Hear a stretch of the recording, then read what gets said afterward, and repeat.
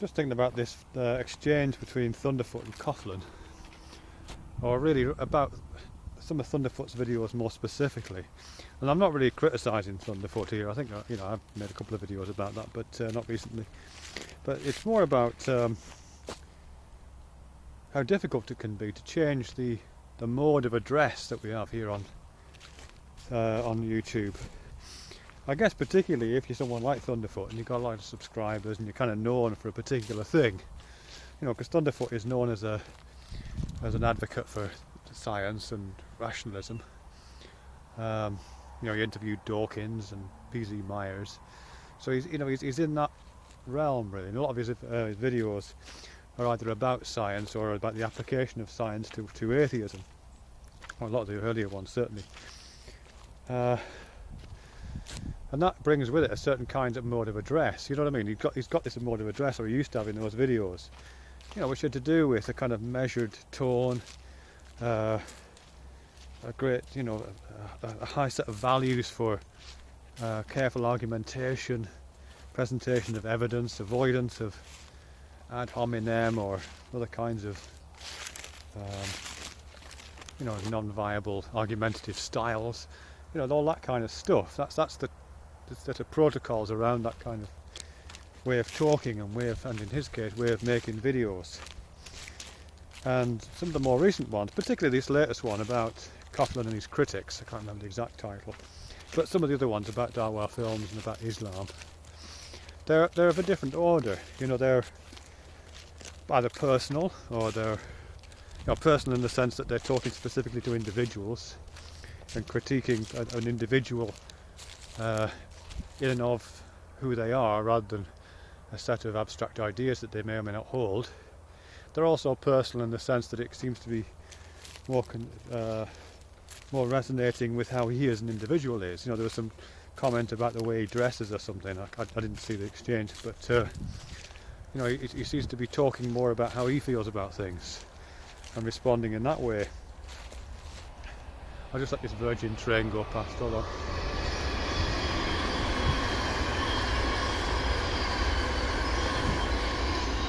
Alright, anyway. So he's talking in that way, and it's a bit jarring. And I think a lot of the criticisms he's getting, and a lot of the criticisms I feel rising in me, aren't really necessarily exactly to do with what he's saying. It's to do with what we've come to expect and what kind of a language we expect a person like Thunderfoot to use. What kind of a position we expect him to adopt, what kind of discourse we expect him to engage in. Because loads of people call each other retards on YouTube. Lots of people accuse each other of having some kind of mental illness. Well, I'm sure I've done it myself. Can't remember, but I probably have. Lots of people make criticisms about other people as individuals, and tell personal stories about themselves. I've certainly done those things. But it doesn't matter as long as that's the mode of discourse which you are associated with. It's just this other thing, you know what I mean, where people are holding you up as a beacon of rationalism and calm, measured argumentation and evidence-based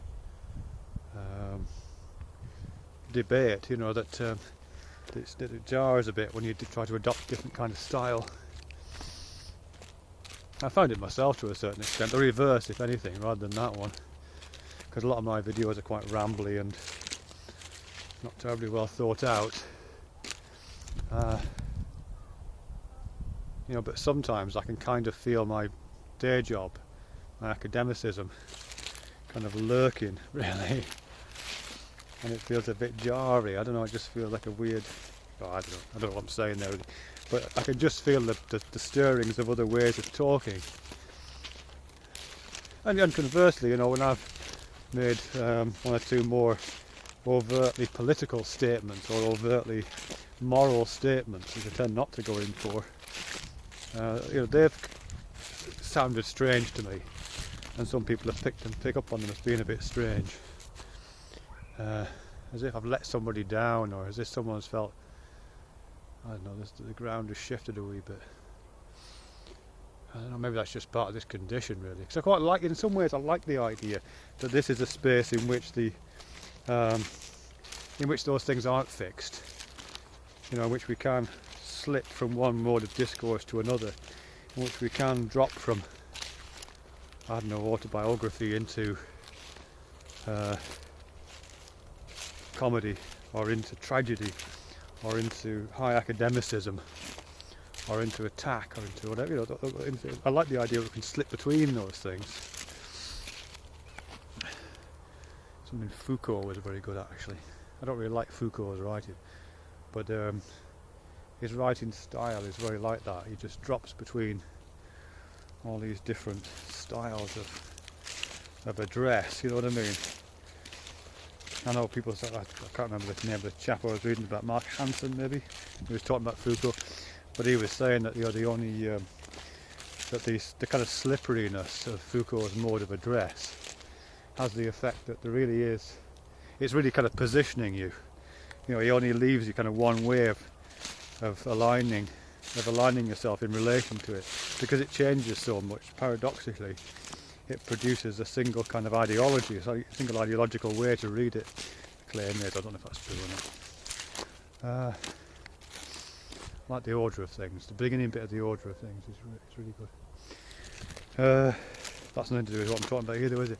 Yeah, I suppose it's just, you know, how do you go about that?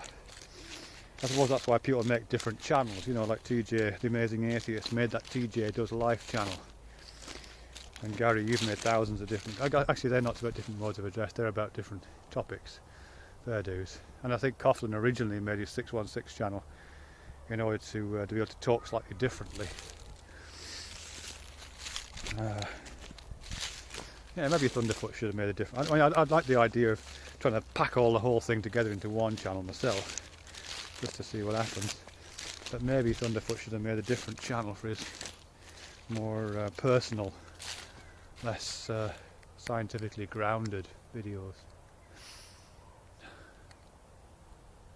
And yeah, it's all the same at the end of the day, it's only YouTube. So where I buried that rabbit just down here. I haven't been down here for ages actually. Just walking by the railway line, let me just have a look, see if I can find the grave. Probably don't remember, but I used to find loads of dead rabbits floating in the canal and just lying around for a while. And I found one, I buried it down here somewhere. I put a marker on it, I'll just, maybe it's a little bit further down. I thought it was here, but can't find it. I'll just walk down to this bush here, and if it's not there I'll end the video there, because you don't really want to see me literally walking through a field, do you? I'm guessing. Maybe you do. Maybe you do. I'm reminded of that book, The Body Artist, by DeLillo. Look at this. Oh yeah, I think it's down. Actually, there's a live rabbit standing near the grave. There he goes. Yeah, DeLillo, The Body Artist.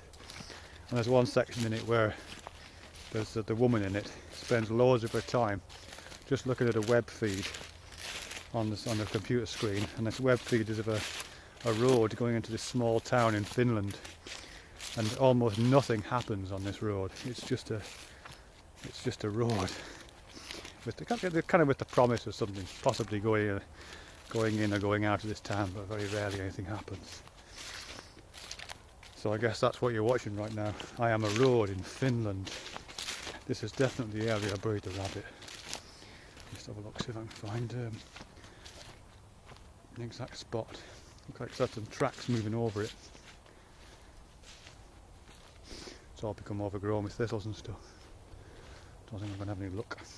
Oh, actually, here we go, look. I'll just turn the camera around. See, it's caved in a bit, because I put it in a shoebox, big shoebox, and then put the earth on top of it. It was a square hole I dug, so my guess is that the shoebox is corrupted and the rabbit is moulding, and the earth has just dropped a bit because of the result of that. I'm not going to dig it up, don't worry. Anyway, that's the end of that. Goodbye, Mr. Bunny.